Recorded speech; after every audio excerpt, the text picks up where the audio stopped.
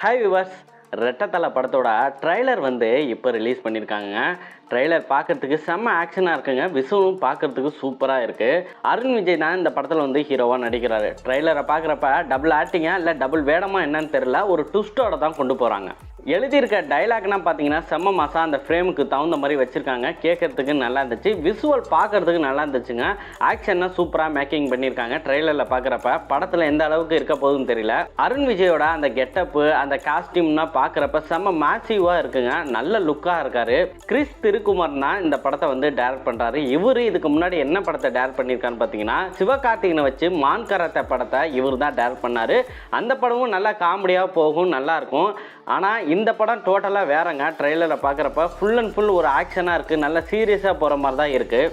December 25 Christmas அன்னைக்கு இந்த படம் வந்து தேட்டரில் ரிலீஸ் ஆக போகுது. யாரெல்லாம் அருண் விஜய் ஃபேன்ஸ் இருக்கீங்களோ இந்த படத்தை நான் போய் தேட்டரில் பார்க்குறேன்ப்பா அப்படிங்கிறவங்க கீழே கமெண்ட் பாக்ஸில் கமெண்ட் பண்ணுங்கள்.